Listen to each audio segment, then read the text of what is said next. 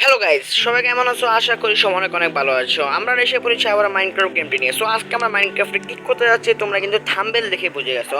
আজকে আমরা কিন্তু মাইনক্রাফটের ভিতরে কিন্তু কাবা ঘর নির্মাণ করবো, মানে কাবা ঘর বানাবো। সো আজকের ভিডিওটা অনেক সুন্দর হতেছে। তোমাদের যদি আজকের ভিডিওটা ভালো লাগে তো অবশ্যই চ্যানেলটি সাবস্ক্রাইব করে দিবে। আর যদি ভিডিওটা তোমাদের কাছে সুন্দর লেগে থাকে, মানে কাবা ঘরটা তোমাদের কাছে সুন্দর লেগে থাকে, তাহলে অবশ্যই চ্যানেলটি লাইক করে দিবে। তোমরা যদি লাইক করো তাহলে আমি উৎসাহিত, এমনকি আমার ভিডিও করে আগ্রহটা বাড়ে যায়। মানে তোমরা অবশ্যই চ্যানেলটা সাবস্ক্রাইব করে লাইক করে দিবে প্লিজ। যে তোমরা কমেন্ট করে দিবে। আমি তোমাদের একটা প্রশ্ন করতে চাই, সেটা হলো তোমরা তোমাদের মাইনক্রাফট প্রিয় প্লেয়ার কে, মানে ইউটিউবারটা কে, অবশ্যই তোমরা কমেন্ট করে দেবে। সো আমি কিন্তু আজকের ভিডিওতে কোনো কথা বলবো না। আমি কিন্তু এই প্রথমেই কথা বলে দিলাম, কাবা ঘর নির্মাণের সময় কোনো কথা বলবো না, মানে কাবা ঘর নির্মাণের সময় কোনো কথা বলবো না। সো আজকের ভিডিওটা অনেক সুন্দর হচ্ছে। So let's play.